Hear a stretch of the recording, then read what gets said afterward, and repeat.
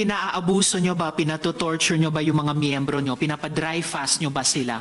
Sa freedom of religion po natin, meron tayong separation of church and state. At tulad ng sinabi ko, yung fasting ay voluntary.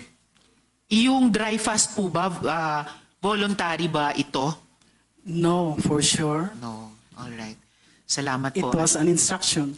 Mga kabayan, matapos ang ilang buwan simula ng pagtatago hanggang sa mahuli ng mga otoridad, sa wakas humarap na rin sa publiko itong KOJC founder na si Pastor Apollo Quiboloy. Sa ginawang pagdinig kahapon sa Senado, ipinagmalaki ni Senator Hontiveros ang mga development at pagharap ni Quiboloy sa Senado. Ayon kay Hontiveros, hindi sila natatakot sa kahit sino pang tao na makapangyarihan basta may reklamo sa kanya. A pastor who was associated with a former president and an entire vote-rich province. A pastor na may sariling media outfit, may madaming mga kumpanya, at may sariling simbahan. Huwag mong banggain yan, sabi ng ilang mga well-meaning na kaibigan. Hindi mo kakayanin. Why did we push? We pushed because of the stories of young girls that we heard were being groomed into what he called pastorals and forced to provide sexual services to this so-called son of God. Ang pakikipagtalik daw kay Apollo Quiboloy ay paraan ng pagsasamba sa Ama at pagsasakripisyo ng sarili para sa dakilang manlilikha. Tinulak namin ang pagdinig na ito dahil sa kwento ng mga batang puslis sa pilitang pinapalimos sa kalsada at hindi pinapag-aral para makabili ng helicopter, mamahaling sasakyan, malalaking bahay sa iba't ibang bansa ang self-proclaimed. Samantala, nanindigan naman si Quiboloy na puro aligasyon lang at walang katotohanan ang mga paratang sa kanya ng mga complainants na dating miyembro ng KOJC. Ayon kay Quiboloy, hindi si Hontiveros at hindi sa Senado ang tamang forum para magsagawa ng investigasyon sa kanyang kaso, kundi sa korte. Ayon kay Quiboloy, haharapin niya ang lahat ng mga bintang sa kanya kung iaakat ito sa hukuman. Wala pong katotohanan yung kanilang mga sinabi. Kung meron po silang mga charges na kriminal laban sa akin, malaya po silang mag-file ng kaso at doon ko haharapin at sasagutin sa tamang forum sa korte ng ating lupa tulad ng kinakaharap namin ngayon. Yung mabibigat na aligasyon nila, walang mga katotohanan. Kailangan patotohanan nila sa korte where I can defend myself and malaman ang katotohanan. Because this committee is not the committee to decide whether I am guilty or not. It should be the court of law. So, hindi natin committee ito. Hindi committee fair ito. Sa ginawang pagdinig kahapon, humarap sa Senado ang isa sa mga nagreklamo kay Quiboloy na nakaranas ng pang-aabuso mula sa pastora. Ayon kay Teresita Balduesa, orihinal na miyembro ng KOJC, marami anyang modus at hindi makataong gawain ng pastor nung active member pa siya ng religious group. It was only when I left out of the group, that I finally clearly understood that the man I had believed to be God's chosen and holy was an impostor, oppressor, and deceiver. He manipulated me using his authority and power as God's anointed. I thank God that He took me out from His bondage, from that ambiguous feeling of fear mingled with so much love and loyalty to my Redeemer, Jesus Christ. He was not finished with me and did not stop terrorizing me. Isa rin sa nagbigay ng pahayag at reklamo dito kay Pastor Quiboloy ay ang isa din niyang miyembro na isa namang Ukrainian kung saan ay idinitali niya ang mga naranasan niyang sexual abuse mula sa pastora. One day he said that I will change my rule. So I will not be the one to call you. Who will be the one tonight to present yourself to me? But I want you to be voluntarily to come to the JAC and to put yourself in the list. And me and some other Ukrainian girls whom I know, we we never go and put our names in the schedule. And then, because he said, Mr. Quiboloy said that I want to see those who are really doing that willingly and who is not. And me and some other girls have a separate room in pastoral ministry. And after he waited 1 week, 2 weeks, or about 1 month, I don't remember exactly, but there is such a time that nobody from us asked to do this ministry. And then he started to come by himself. Like, for example, he had the key of each room, and just in the middle of the night, he come to my room and have sex with me. Ano ang masasabi mo dito, kabayan? Sama-sama nating panoorin ang buong video at pakicomment nyo po ang inyong mga reaksyon at sariling opinyon. Pero bago yan, sa mga hindi pa po nakasubscribe sa ating channel na Kabayan News PH, pakipindot po ang subscribe button at pakiclick na rin ang notification bell para lagi kayong updated sa mga bagong upload natin legit at napapanahong balita. Maraming pong salamat. Ngayon po, ang una po nating witness ngayong umaga ay si Teresita Valdehuesa, ang di umanong miyembro ng unang batch ng pastoral ni Apollo Quiboloy. Bago po siya magsimula, I would like everyone to listen to this video, to watch this video. Si Ms. Teresita, si Ms. Ging, ang pinapatungkulan dito, but it will also give a sense of the threats that victim survivors face from within the kingdom. Open source po itong video na ito. In fact, galing sa public channel ni Pastor dati. So, ipe-play na po natin ngayon para mapanood nating lahat. She contacted someone named Teresita Valdehuesa, who was a former worker here in the kingdom, who committed lapses of fornication with many ministers and men. That is why she was supposed to be disciplined. But she went out. This Alina Ostapchenko is saying things against me, and we were able to do record every bit of what she said. Listen to her voice.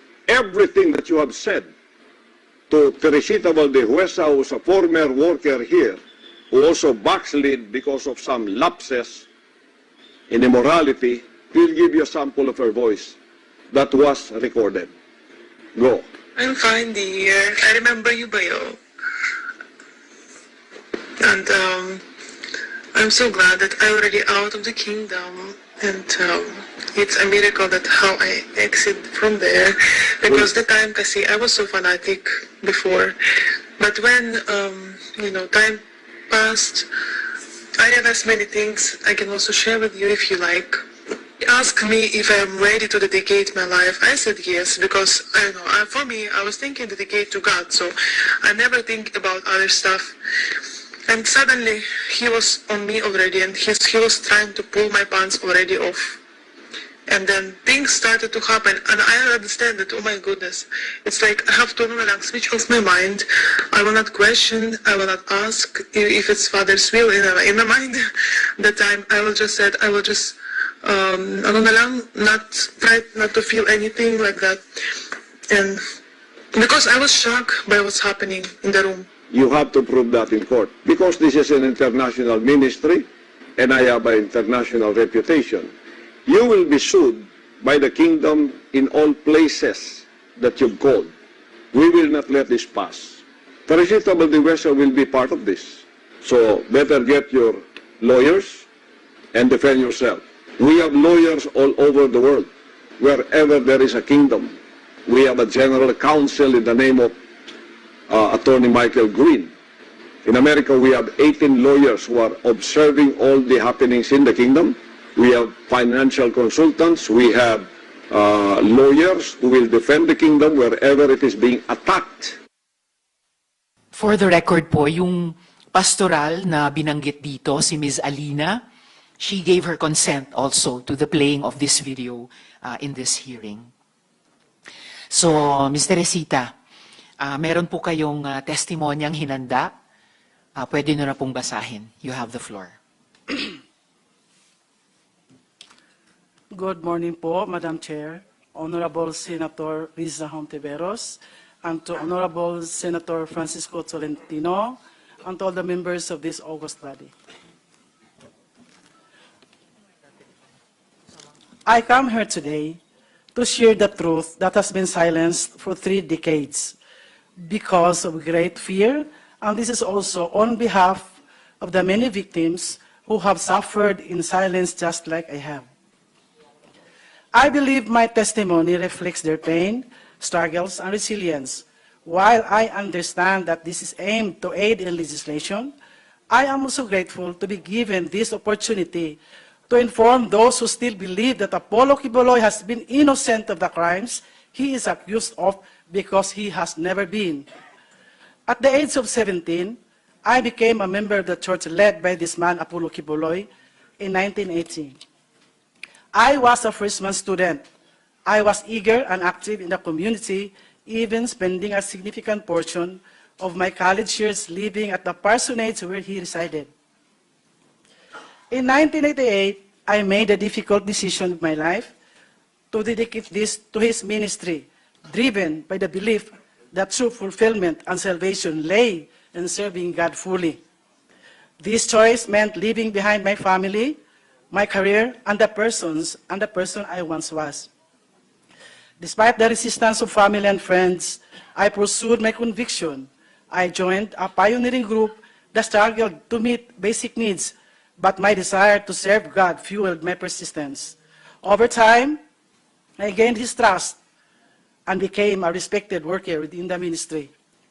As the ministry grew, so did our blessings. We experienced answered prayers and expanding membership, which deepened our commitment to serving God. Apollo C. Quiboloy, whom I revered, was considered as God anointed, and his words held absolute authority. I respected him deeply, viewing him as truly the man of God. From the moment I dedicated my life to the ministry until 1993, I experienced a profound spiritual awakenings. I felt forgiven,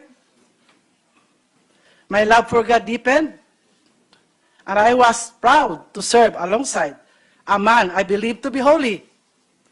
But one day while in Manila, I received a long-distance call from him.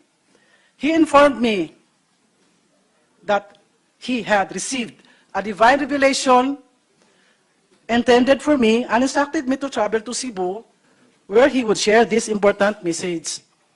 He was also scheduled to preach in Cebu that Sunday. Upon arriving in Cebu City, we arranged for him to stay at the Park Place Hotel in Fuente Osmeña. That evening, he instructed me to remain in the hotel, while Nilda Linda, the assigned worker, returned to the worker's house. When we were alone, I asked if I could just sleep on the sofa as it was a suite room. Instead, he insisted that I would sleep beside him and even said in Bisaya, compatible gyud taging kay parehas man og color atong suot. Translated, we are compatible because our outfits are of the same colors. I was wearing red pajamas with white dots, while he was dressed in a red t-shirt and white pants coincidentally. His words made me feel uneasy and quite nervous, and I saw a different personality in him. But I was quick to dismiss that unusual feeling. And because I had previously witnessed Ingrid Canada or ICC, Teresita Dandan, TTD, and Velina Salinas slept in his room alternately, it led me to believe that it was just normal and harmless. Moreover, we had been conditioned to suppress any negative thoughts about him.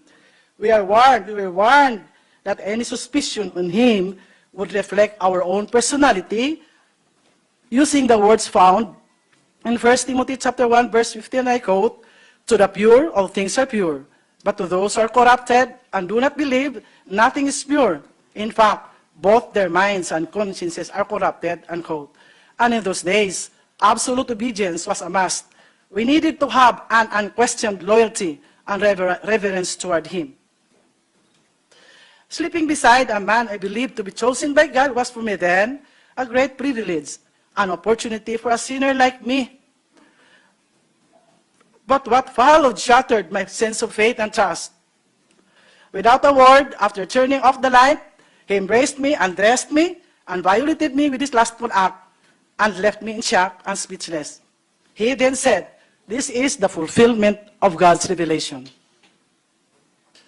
He explained that God had revealed to him that I was to partake in God's life through him by surrendering my body, soul, and spirit. He also mentioned that other girls would go through him in a similar manner. His words were strange, but I was too shocked to respond. The following day after that Sunday worship service, Apollo Quiboloy left for Manila, while I was left to carry on with my duties, including organizing carolers for our annual fundraising. Confusion consumed me. I felt betrayed by my faith, by him, and even perhaps by myself. I began questioning whether what had happened was indeed God's will or simply a gross abuse of power. When I returned to Manila, I was once again instructed to sleep in his room. Fear gripped me, but defying the anointing of God was unthinkable. We had been taught that such disobedience would invite a curse. The next morning, he asked if I understood God's revelation. I remained silent, unable to process what had happened. He then referenced me to Philippians chapter 2, verses 6 to 12, explaining that just as Jesus humbled himself and obeyed God, even to the point of death, so he too must obey God's will by partaking in carnal things. He claimed this was necessary for him to understand the human experience and to fully empathize with others. He even told me that he had also been reluctant to accept God's revelation, but as God's chosen one, he had no choice but to act on it. I was more confused with his explanation, but I could not complain. I wanted to go out from the ministry, but I lacked courage. I did not know where to ask help. I had cut all the bridges behind my life, and I could hardly go back because it would mean starting all over again. My family was poor, and I had no connections. My option was to stay because I was still bothered with what if it was indeed God's will? December of the same year was an escape for me. Caroling as one of our sources of funds, and which had been participated in by every member of the ministry all over the country, became my excuse of staying away from the worker's house in Manila where he stayed. In January 1994, I was in his room with Ingrid Canada, the international coordinator of the church, Tessie Dandan, the national administrator for the church in the Philippines, and Felina Salinas, his personal assistant. During that Miss meeting, Teresita, before you continue po, yung nabanggit nyo ng 2 beses, Ingrid Canada, nandito po ba siya sa Yes, harapan ma'am. ninyo? yes, katabi po siya ni Mr. Quiboloy. Sila po, yung nagtaas ng kamay. Alright, salamat po. Please proceed, Miss Teresita. During that meeting, he informed the girls that I would be included in the inner circle. Right there and then, I realized that these women had likely endured similar experiences. Without any words, we shared a mutual understanding. None of us dared speak about what had happened to us. In February 1994, I was sent to Hong Kong, still carrying all the confusions and emotional turmoil. Despite this, I continued to pretend that everything was fine. When one of our musicians, J.C. Pangilinan, was scheduled to return to the Philippines, I seized the opportunity to send a personal letter to ACQ. In that letter, I poured out my feelings, openly expressing my emotional distress. I was honest about how deeply shocked I was to learn of his life beyond the pulpit. The man I had revered as a holy figure was in reality an ordinary mortal, one who had exploited my genuine commitment and dedication to God. My faith wavered, and everything I had once believed was shattered. I prepared myself for a harsh response, expecting a violent reaction from him. To my surprise, there was none. Instead, I was sent back here Upon my return, I was even more surprised to learn that I had been promoted. I was appointed National Crusade Coordinator, National Logistics Coordinator, and Luzon Area Administrator all at once. This was a sudden and significant promotion from every previous role. By God's grace, I excelled in all my assigned tasks. Despite this, fear gripped me every time Apollo Quiboloy would come to Manila. My only relief was when one of the girls would accompany him, giving me an excuse not to sleep with him. I kept myself busy, visiting satellite churches to distract my confusion and agony. One day, ICC confronted me saying, ACQ sensed my distance. I made my work an excuse. February 15, 1998, ACQ used me again. It was always out of fear that I obeyed, a fear mixed with anxiety that he might knew how I pretended to be extremely grateful that he allowed me to be a part of his physical life, because in all honesty, and God truly knew I was not. All the pent-up emotions suffocated me that on the following day, while preparing for church, I collapsed. ACQ performed mouth-to-mouth resuscitation, but later I learned he told others that it was just a way for me to seduce him, labeling me as Jezebel the Temptress. I believe Apollo Quiboloy understood that I never wanted the life he was trying to impose on me. My decision to dedicate my life to God's service was driven by a sincere desire for spiritual purification from the sins I had committed before becoming a full-time worker. I had only one goal: to live a holy life and ultimately to attain heaven. As the Bible says in Colossians chapter 3, verse 5, I quote, "Put to death, therefore, whatever belongs to your earthly nature, sexual immorality, impurity, lust." But how could I achieve this with the circumstances that I was in? Disobedience and complaints were never an option. Anyone who did so was labeled as carnal, as someone who did not overcome the flesh. Everything was always twisted. One day, ICC said, "Sir has noticed that you've been distant." I made up excuses, trying to avoid the truth. I had been telling Tracy and Dan that I was extremely exhausted. She presumed that I was just too focused on my responsibilities, especially in the logistics department. I was always pressured to meet my 15 million quota. Every December on caroling season, if ever they sensed that there was really something wrong with my belief, I was instructed to prepare my documents for my USA visa, and I believe realization came later when I already left from his group, that it was also to distance me from the workers and members here that I might be able to tell his dark secret. I never wanted to go to America because inside of me were unresolved spiritual issues, confused mind that bothered me always, but my visa was approved. I then knew that I was to lead and plan for the fundraising to be done in America, and we would employ the same strategy of our money-making here in the country. In America, I witnessed the double standard life. What we prohibited in the Philippines, we did them there. We lived in luxury. We toured around. We dined in fine and expensive restaurants. We watched movies. Sky's the limit when they went shopping. I decided to stay in the apartment where the minister and his family lived. Despite the insistence of ICC to stay with them, I refused. I made a lot of excuses. Sapagkat, hindi ko po natin na kaming nasa Amerika ay masyadong nagpakasasa sa paggasta sa pera na masyadong pinaghirapan ng mga kapatiran at ng mga full-time workers. Bilang namuno po sa crusades, evangelism at logistics departments, saksi po ako kung paano nagsakripisyo ang bawat isa para lang makapagbigay sa iba't ibang pangangailangan sa simbahan. Nakita ko na kahit pambili ng bigas ng membro, kailangan ng sakripisyo pa para lang may bigay sa simbahan kahit gugutumin pa ang mga pamilya. Nasaksihan ko po na kahit last centavo para pamasahi, kailangang ibigay pa rin.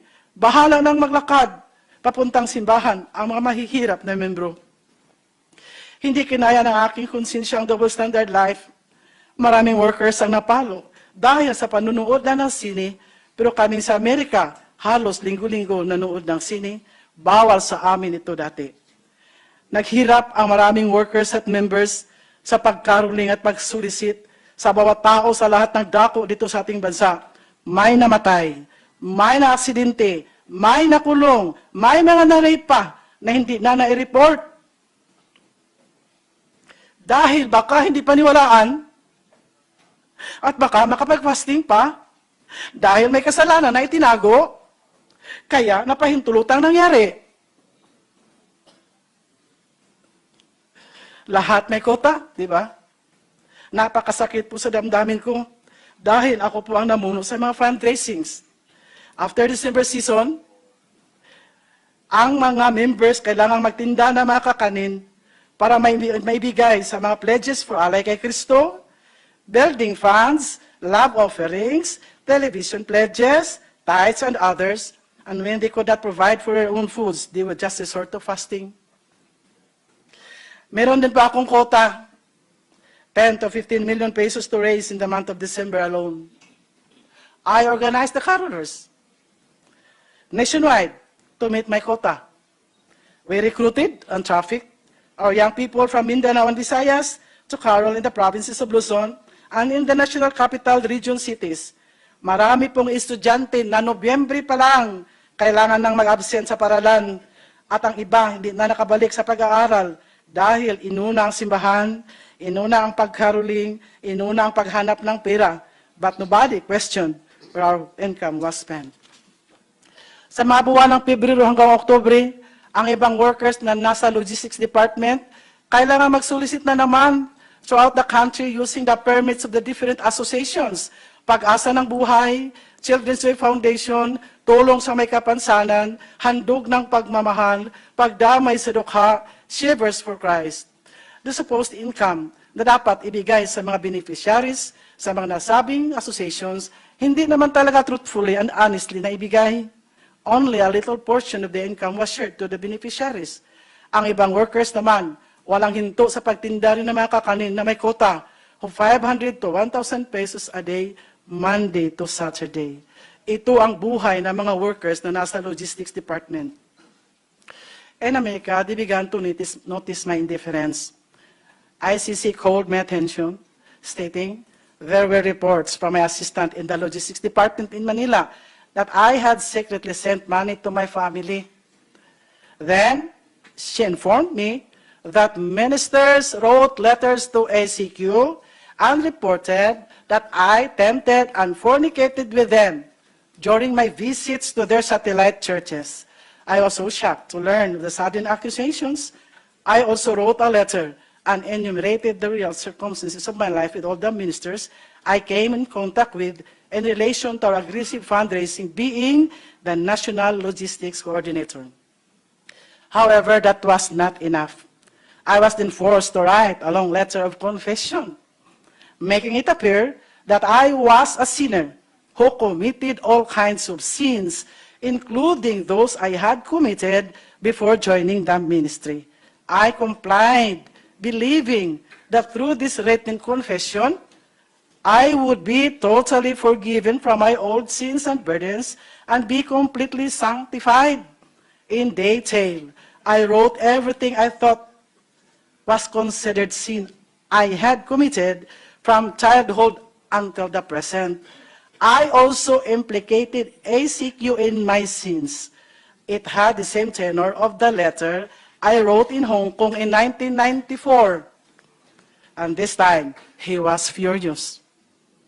Then ICC instructed me to revise my letter.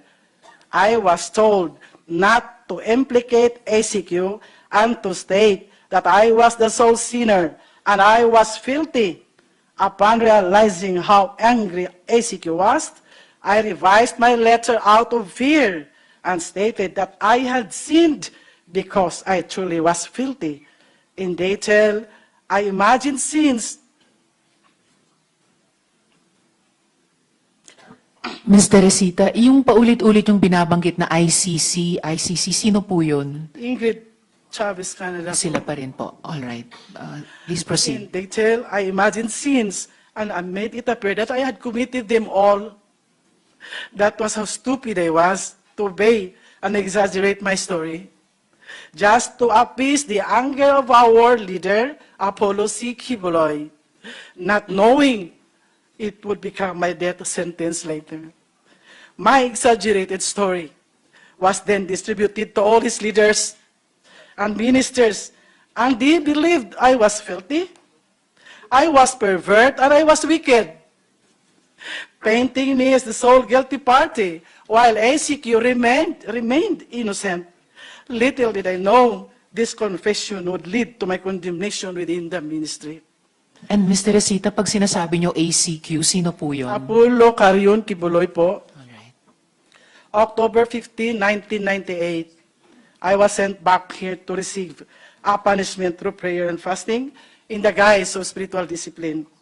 And the fasting they planned for me was beyond my imagination. It took me 7 months to suffer hunger and isolation in the mountain of Tamayong in Kalinan, Davao City.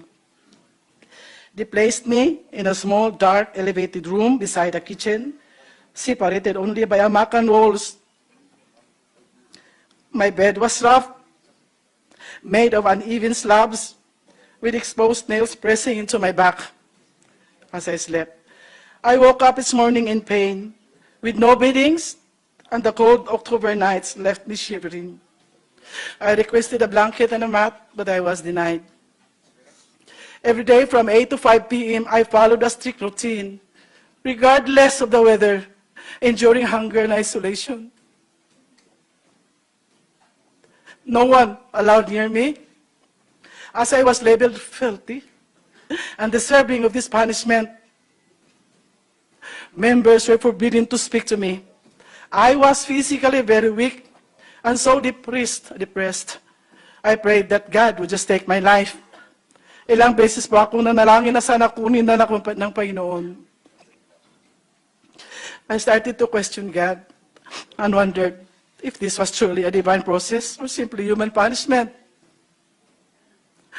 I asked myself, is this ACQ's way of retaliating because I rejected the life he imposed on me? It felt like vengeance and disguised as spiritual discipline. My only solace came from reading the Word of God from Genesis to Revelation over and over again. Every day was a struggle of faith. I struggled to believe that the process was still the perfect will of God for me.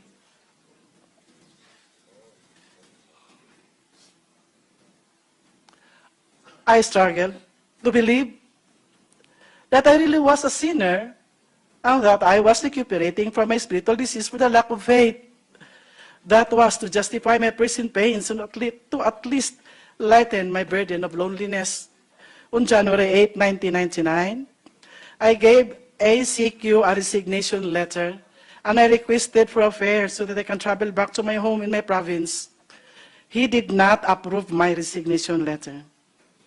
I pleaded to Ingrid, and like a child, I cried for help. But she remained untouched, telling me that it was a divine process. After that conversation, misery doubled.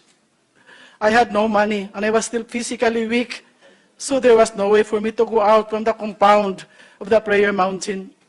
Waiting for the restoration was the only alternative at the moment. If not for the comforting words of God, surely I would be totally gone out of my mind.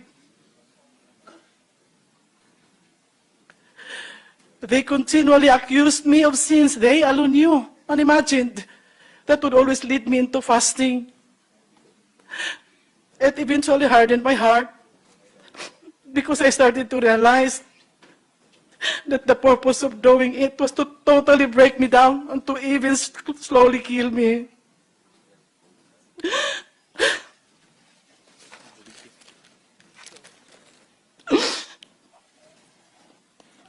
I no longer saw the reason to stay. I submitted my resignation as a full-time volunteer worker for the second time. But Apollo Quiboloy refused it again. A week later, on September 30, 1999, I decided to leave without asking for permission, determined to free myself from his control. It was only when I left out of the group, that I finally clearly understood that the man I had believed to be God's chosen and holy was an impostor, oppressor, and deceiver. He manipulated me using his authority and power as God's anointed. I thank God that he took me out from his bondage, from that ambiguous feeling of fear mingled with so much love and loyalty to my Redeemer, Jesus Christ.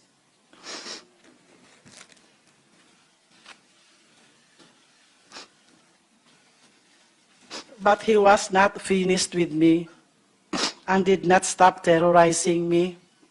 Alex Camia, his personal bodyguard, a full-time worker, once known to be a champion in gun shooting before he joined the group of ACQ, together with his team, kept coming to my place to harass me, serving a fake warrant of arrest to a minister who stayed in my house. This minister settled in my place after he was gunned down in Davao City but survived. The team of Alice Camia was apprehended, and when investigated, they had several firearms in the car, several plate numbers, and there was also a red plate. The registered owner of the car was Apollo Quiboloy. Because of their failure to serve the warrant of arrest, they blamed me for hiding the minister and filed cases against me of obstructing justice and grave misconduct and an act on becoming a public official. After that incident, I heard that Alex Camia was the suspect of the murder of an ex-worker who was shot down inside his home, and this ex-worker did not survive. I was scared to death when I heard this news. My option was to remain silent, because killing could have actually happened when Camia and his group came to my place. There was also an ex-worker, Elsa Bolivar, who was a senior citizen, a woman shot dead while she was in her garden in Tagum City. I was so hysterical when pictures of her bullet-ridden body were sent to me because she had just visited me in my place before it happened. Fear consumed me, and I remained silent. 3 years ago, nagkausap po kami ni Alex Camia. Humingi po siya ng kapatawaran at nagsabi na siya ay nautusan lang po na kailangan din akong iligpit.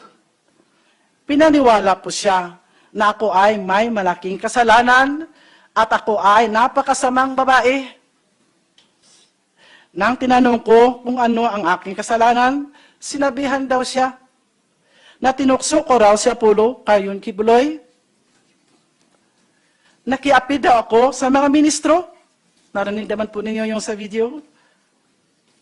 Nakipagtalik daw ako mismo doon sa workers' house at nagnakaw daw ako ng 3 million pesos. He even said in Bisaya, di ba nagtugot man ang Ginoo pagpatay sa dautan? Doesn't God permit the killing of the wicked? Doon ko lang naintindihan na kailangang i-declare ni Apollo Quiboloy sa lahat ng mga workers at members na ako'y makasalanan at napakasamang babae para magiging makatwiran ang lahat ng parusa na binigay sa akin at magiging makatwiran din kung bakit ako kailangang patayin. Apollo Quiboloy called me Jezebel, the temptress, using his pulpit to broadcast how filthy and evil I was. This became a pattern. Kung may mga workers na may alam sa kanyang buhay, sa sikretong buhay, at aalis sa kanyang kingdom, sila ay akusahan ng napakaraming kasalanan. He would always exaggerate their weaknesses at ipaniwala sa mga workers at members na sila ay umalis dahil may mga marumi at mga napakasamang mga tao. His followers only heard his side of the story, which was always filled with lies and twisted truths. The other side, our side, excuse me, was never heard and was never allowed to be heard. They only believed whatever he fed them, and even defended him and attacked those who defied their leader without investigating the truthfulness of the circumstances. Nakita naman po siguro natin kung paano siniraan ng mga workers at defenders ni Apollo Quiboloy ang mga testigo dito. Mga napakasamang descriptions para lang ipahiya ang mga nagsalita ng kanilang mga karanasan sa loob ng kanilang kingdom. Mga salitang hindi nababagay sa mga tinatawag na mga citizen ng kingdom of Jesus Christ.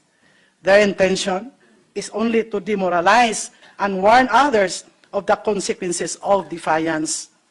Last August 2021, during one of his television programs, he once again maligned me, broadcasting nationally and internationally that I was a fornicator and an immoral woman, which we have just watched.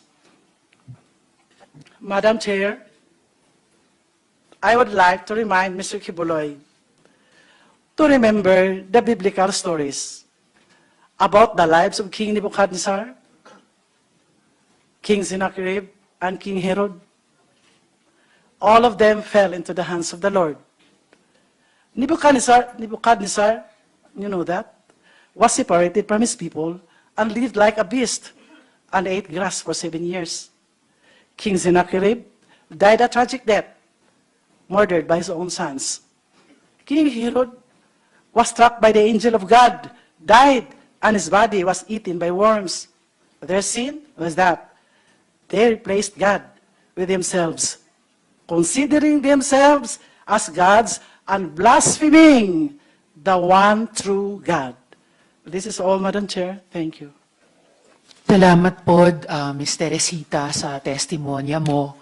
Kahit kailangan mong iyakan para basahin sa amin.